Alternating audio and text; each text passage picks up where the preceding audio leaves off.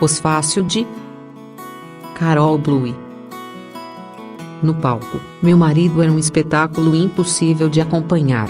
Se você um dia o viu no palanque, pode não concordar com a avaliação de Richard Dawkins de que foi o maior orador de nossa época, mas saberá o que quero dizer, ou pelo menos não pensará. Ela diz isso porque é mulher dele. Fora do palco, Meu Marido era um espetáculo impossível de acompanhar.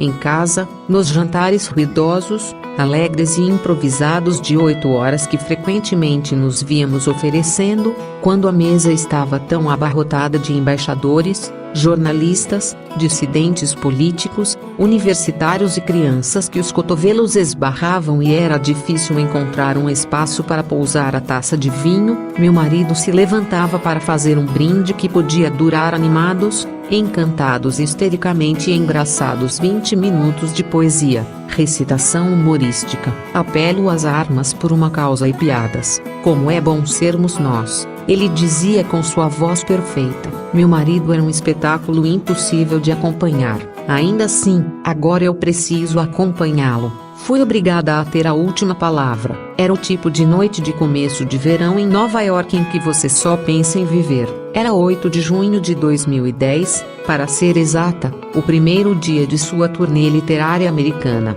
Corri o mais rápido que pude pela East 93 RD Street, tomada de alegria e excitação ao vê-lo em seu terno branco. Ele estava impressionante. Também estava morrendo, embora ainda não soubéssemos. E não teríamos certeza disso até o dia de sua morte. Mais cedo, naquele dia, ele havia se desviado do lançamento do livro para um hospital porque cismou que estava tendo um ataque cardíaco. Quando o vi em pé na entrada dos artistas do 92 ND Street Y naquela noite, ele e eu, e apenas nós, sabíamos que ele poderia ter câncer. Nós nos abraçamos em uma sombra que somente nós víamos e escolhemos desafiar. Estávamos eufóricos. Ele me levantou, e rimos. Entramos no teatro, onde ele conquistou outra plateia. Conseguimos enfrentar um jantar festivo em sua homenagem e caminhamos de volta ao nosso hotel pela noite perfeita de Manhattan, andando mais de 50 quarteirões. Tudo era como devia ser, com exceção de que não era. Estávamos vivendo em dois mundos. O velho, que nunca parecera mais belo, ainda não havia desaparecido, e o novo, sobre o qual sabíamos pouco, a não ser que devíamos temer, ainda não havia chegado. O novo mundo durou 19 meses. Durante esse tempo do que chamou de viver moribundo, ele insistiu ferozmente em viver, e sua constituição física e filosófica fez tudo o que podia para permanecer viva. Christopher pretendia estar entre os 5% a 20% daqueles que podem ser curados. As chances dependiam de com qual médico falávamos e como eles interpretavam as imagens, sem nunca se enganar sobre seu quadro médico, e sem nunca permitir que eu acalentasse ilusões sobre suas perspectivas de sobrevivência. Ele reagiu a cada fragmento de boas novas clínicas e estatísticas com uma esperança radical, infantil. Sua disposição de manter intacta a sua existência, de permanecer engajado com sua intensidade sobrenatural, era espetacular. O dia de ação de graças era seu feriado preferido, e acompanhei com assombro enquanto ele organizava, mesmo nauseado pelo efeito da quimioterapia, uma grandiosa reunião familiar em Toronto com todos os seus filhos e seu sogro, na véspera de um importante debate sobre religião com Tony Blair. Foi uma ocasião orquestrada por um homem que me disse na suíte do hotel, naquela noite, que provavelmente aquele seria seu último dia de ação de graças. Pouco antes, de volta a Washington, numa brilhante e agradável tarde de final de outono, ele convocou, excitado, a família e os amigos em visita para um passeio até o Museu de História Natural, para uma exposição sobre as origens do homem, ocasião em que o vi sair correndo de um táxi e subir os degraus de granito para vomitar numa lata de lixo, antes de guiar o grupo pelas galerias e nos impressionar de forma exuberante com os feitos da ciência e da razão. O carisma de Christopher nunca o abandonou, em nenhum âmbito, não em público, não em particular, nem mesmo no hospital. Ele fez disso uma festa, transformando o quarto estéril, gelado, com luzes frias zumbindo, apitando e piscando, num estúdio e salão. Sua conversa refinada nunca parou. As interrupções constantes, picadas e furos, coleta de amostras, tratamentos respiratórios, trocas de bolsas de fluidos, nada o impedia de receber pessoas, apresentar uma tese, discutir ou oferecer uma tirada a seus convidados. Ele escutava e nos estimulava, e nos fazia rir. Estava sempre pedindo e comentando outro jornal, outra revista, outro romance, outra resenha. Ficávamos ao redor de sua cama e nos apoiávamos em cadeiras com revestimento plástico enquanto ele nos levava a participar de seus discursos socráticos. Certa noite tossiu sangue e foi levado à UTI para uma broncoscopia de emergência. Eu alternei entre tomar conta dele e dormir numa cama de armar. Deitamos lado a lado em nossas camas de solteiro. Em dado momento, ambos acordamos e começamos a tagarelar como crianças dormindo na casa do amigo. Na época, isso era o melhor possível. Quando voltou da broncoscopia, depois de o médico ter dito que o problema na traqueia não era câncer, mas pneumonia, ele, ainda entubado, fez anotações e rabiscou perguntas sobre todos os assuntos possíveis. Guardei as folhas de papel nas quais ele registrou seu lado da conversa, a palavras carinhosas, um desenho que fez no alto da primeira página, e depois, pneumonia, que tipo? Estou livre do câncer. É difícil me lembrar de dor, neste momento. De 4 a 5, ele perguntou sobre os filhos e sobre meu pai. Como está Win? Diga que perguntei. Estou preocupado com ele, porque eu amo. Quero saber dele. Um pouco mais abaixo na página, escreveu o que queria que pegasse para ele em nossa casa de hóspedes em Justo.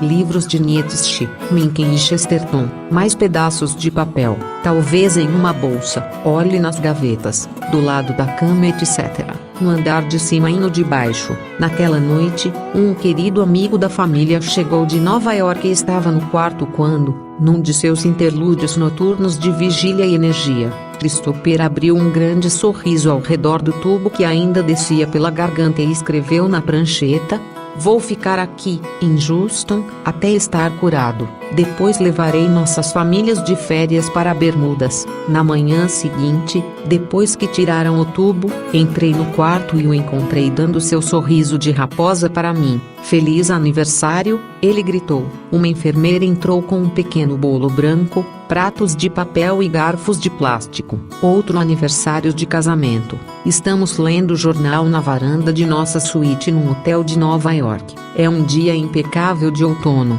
Nossa filha de 2 anos está sentada contente ao nosso lado, bebendo de uma garrafa. Ela desce da cadeira e se agacha, examinando algo no chão. Tira a garrafa da boca, me chama e aponta para um grande abelhão imóvel. Está assustada, balançando a cabeça para frente e para trás como que dizendo: não, não, não. A abelha parou, diz. Então, dá uma ordem, faz ela começar. Na época, ela acreditava que eu tinha o poder de reanimar os mortos. Não me lembro do que disse a ela sobre a abelha. Só me lembro das palavras faz ela começar. Christopher, então, a pegou no colo para consolá-la e distraí-la com uma mudança de assunto e de humor. Assim como faria com todos os filhos, tantos anos depois, quando ficou doente. Sinto falta de sua voz perfeita. Eu a ouvi dia e noite e dia. Sinto falta dos seus trínados alegres quando acordava, as oitavas graves de sua voz matinal lendo para mim trechos do jornal que o ofendiam ou divertiam,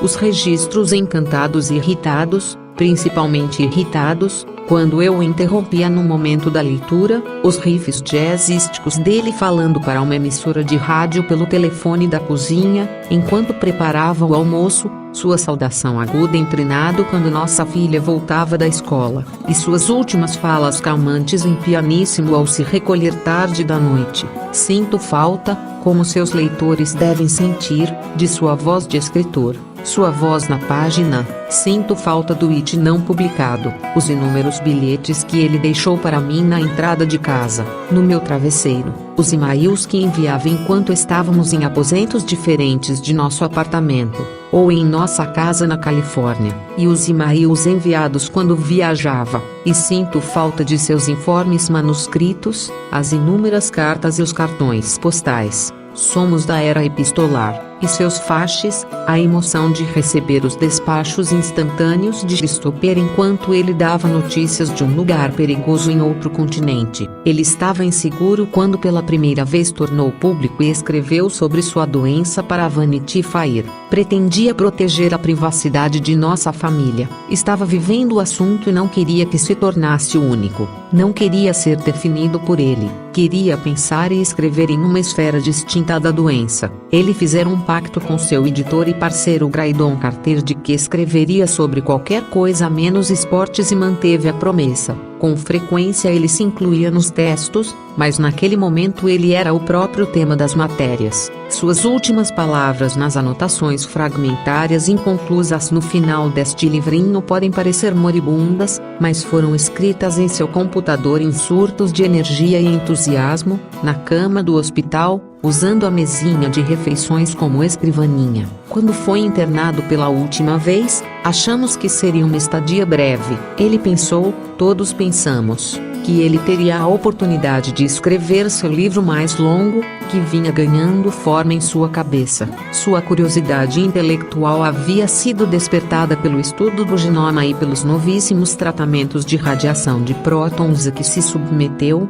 e ele se sentia estimulado pela perspectiva de que seu caso pudesse contribuir para futuras descobertas médicas. Disse a um amigo editor que esperava um artigo seu: "Desculpe o atraso, voltarei para casa logo." Ele me disse que mal podia esperar para assistir a todos os filmes que havia perdido e ver a exposição do Rei Tut em Houston, nossa residência temporária. O fim foi inesperado. Em casa, em Washington, eu tiro livros das estantes, das torres de livros no chão, das pilhas de volumes nas mesas. No interior das contracapas, bilhetes com a letra dele, a mesma letra que ele escrevia resenhas e notas para si mesmo. Pilhas de seus papéis e bilhetes estão sobre superfícies por todo o apartamento, alguns dos quais tirados da maleta que trouxe de volta de Houston. A qualquer momento posso examinar nossa biblioteca ou suas anotações e redescobri-lo e recuperá-lo. Quando faço, o ouço,